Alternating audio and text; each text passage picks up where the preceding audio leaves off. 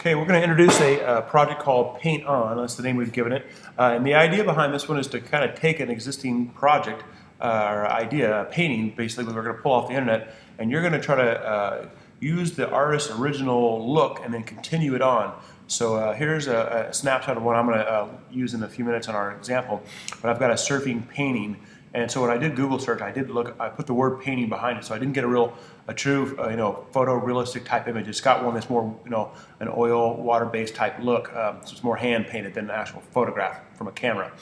So we're going to start with that. I'm going to copy that thing, and I'm going to jump back into Photoshop, and I'm going to show you what's happening here after I get rid of that little annoying message. In Photoshop, when you go to File, New, after you've already copied something, so I already copied that image a second ago off in the background there. And when I went back into Photoshop and I went to File, New, you'll notice that it checked the clipboard, that's the computer's memory, to see what's in there. And it has the same exact dimensions and resolutions of the file that I just copied. So I'm going to go ahead and click OK there, give me the same basic, same idea, and then I can paste in what I just copied. So really, instead of saving the image, that's one route you could go to this product, but I just wanted to point that out along the way that it's a pretty good route to go if you ever need to mimic the size of an image on a website. You can do that, and you can also, obviously, mimic the size, but also copy and paste the contents into it. So once we get this far, our plan is we need some white space around the outside, because we're going to try to make like a frame around the outside of this thing, and then continue to use the same artist's style and the painting look and fill up this little boundary area. So let's make that boundary, and that's done by going up to Image and then Canvas Size. At least the route I want to show you anyway. There's a couple ways to do it, but this is the route I want you to try. So Image and Canvas Size, and that's going to give you an option to change basically the artboard of the page. So instead of changing the physical dimensions of the image, we're going to change the size of the background that it's on. So I'm going to make this about 2 inches wider on each of these dimensions. So I'm going to end up with a little bit of a white, looks like I got white as my background color. So I will end up with a white kind of framed background around the outside here. So that's pretty much what I got. Now this image did already have a gray kind of image, kind of a frame on it. I'm going to end up painting over that and trying to eliminate that part. But I'm pretty close. One more thing to kind of do before I actually get into the process is I need to pull up layers pretty much all the time. And here's what I had on this file so far. So when I created the file, it gave me the blank background layer. So I've got that still going, it's still there. I've got the picture I pasted on there, and it's still there. And I'm going to add another new layer on here. So new layer this route, this little option here to get you a new layer. Or a lot of you guys prefer just to go up to the layer option and pick new and then layer. And then some of you guys do prefer to use the options out of the layer window down here. There's one for a new layer, one of these guys is a new layer.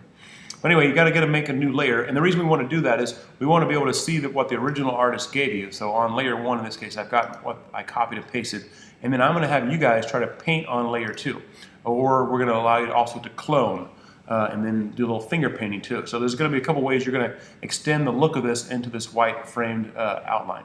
So let me try a couple techniques. The main idea when we assigned this originally was the concept was to have people try to reproduce the artist's style and the same look by painting, and it's pretty hard to do it that way. But I'm going to start off by just eyedropping to take a little color sample of this. If you didn't notice, when you do pick on the double click on the color picker, you can actually go off this screen, which you're probably used to. We can also pull colors off of the current file that you're working on. So that's a little bonus there. So anyway, you can go that route to sample colors, or you can go into the color picker, but the eyedropper tool is basically what allows you to do that. So my thought was to take kind of the most obvious chunk of a background color you have, the closest you can kind of see that fills up, in this case, kind of the sky background. This image is a little bit, might be a little bit easy in some ways, but we'll see how it goes. I'm going to go ahead and try to paint my way to some success here. So I'm going to double check a couple things. My opacity, make that 100%. Got a big fat brush. But my plan of attack is like this. I'm basically just going to add a lot of that same base color. So the sky was pretty much the solid, blue that I have here. So I'm going to do a fair amount of just that kind of look, just to kind of get me going. So I maybe went a little bit too far. Let me clean that up a little bit. I think I got a little carried away. So I'm going to, at least this top part, I'm just going to fill in with that solid color. I don't want to go in too far into the stuff that's already painted.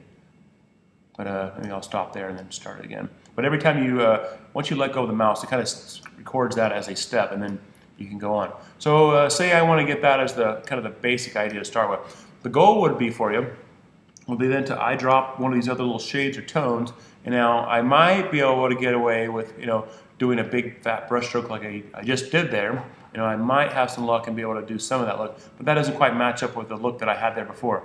So odds are you're probably going to have to go through the process you've already learned before, but adjusting the size or diameter of the brush, perhaps the opacity of the brush you want to lighten up a little bit so it's just not all that one color. And again, when you color sample, you're only getting one of those colors, and there's probably hundreds of colors, different colors in that little area.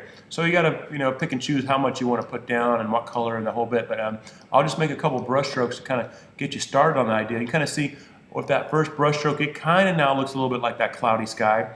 Odds are I might have need to maybe put down even less color. So let me try it down at about 40% or so.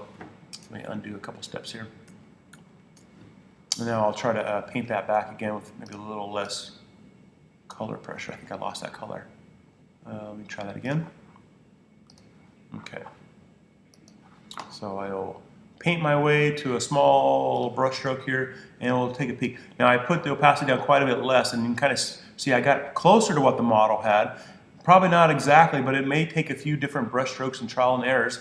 And then the one bonus tool I wanted to throw out to you guys too that we haven't done before, at least in the last series of lessons, was the use of this smudge tool. It's kind of like when you were a kid, you could finger paint. So it's a brush-based tool too, but this guy who lives behind the blur and sharpen tool sometimes, he's going to allow you to take color that's already on that image, and you can finger paint. You can basically grab it, hold your mouse down, and you can squish and pull it. Now that's probably going to be pretty difficult to see on the big screen and even on this video format, but basically what's happening, you already have color information there, and if you want to use that color information, you can basically kind of squish it and fingerprint it across, and hopefully you get the right result. So those are two options I want you to try to smudge and finger paint your way along with the paintbrush tool to paint your way to that product. Now some of you guys might struggle a little bit with that technique. Granted, that is pretty hard, but usually I allow you guys a fair amount of time to work on it and try to get close as you can. But there is another option you can consider to do, but I don't want you to rely on it completely. I want you to at least make an attempt with the brush type deal. But you are welcome to give a go with the clone stamp tool as well. Maybe make another new layer. I'll try another layer so I can do a little cloning on this one. But the process will kind of go like this. You've learned how the clone tool works before. So that one, remember, it's going to take a sample of your image file. So let me take a sample of this. If I was going to do this way, a couple ways. I could stick with the same cloud. Let's just do that for now. I'll stick with the same cloud idea I had before. So maybe I want to take this kind of sky background. I'm going to option click that.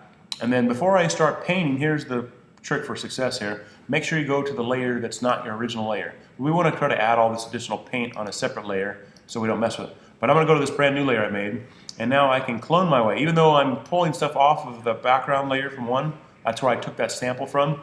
Now when I paint, pretty much guaranteed I'm going to get, you see the relationship with that plus sign? If you can make that out, I am pretty much painting the same kind of look that you have in there. Now, am I going to have complete success and be able to go all the way with this thing? Probably not. I'm probably going to have to maybe take another sample here and use it to kind of put in a little bit. Oops, I messed up there. But remember, when you go to take the color sample, I kind of messed up there. Go back to the layer that has that contents. There is a rubber stamp option we might be able to, yeah, this one you might want to do for this lesson. You can change it to either all layer or current layers and below. Probably, you can try it either way, but instead of switching back and forth all the time, this might be a pretty good trick, maybe to switch that option, and then now you can sample on any of them really. So let me try to option click here again. I'll option take a sample of that piece, and I'm still painting on this new clone layer, but you'll be able to see I'll be able to paint that same look anywhere I want. Now I don't think I'll be able to pull it off exactly. I'll probably get some weird duplications of things if I get off to the side of the screen. Notice what happens if I do it again down here. I'm actually clicking in the watery area and I'm painting water instead of painting sky. So you might have to be careful and undo it a few times, and then hopefully get the feel for how to paint your way or clone your way to the same basic look. But you'll probably have different success on different parts of it, and as you go through the process, don't be afraid to take more color samples, and then don't be afraid to also, if it looks pretty good but you can kind of tell what's going on, you might be able to finger paint or kind of smudge your way to cover up some of those areas that may not be working out for you so good. But anyway, there's a couple different routes you can go on that, and you can kind of see how that turned out. But check the samples folder for other good examples, and then if all goes well, you'll end up with something similar. So obviously I didn't go very far, and I didn't do the hard part, I did the easy part. But that is kind of the idea for you to practice and attempt. But hopefully you'll end up with maybe a multi-layer file where your painting and cloning work is on those separate layers, and then you leave me a copy of your original file to work with. So anyway, hopefully have fun with that, but a couple good things to try there, and good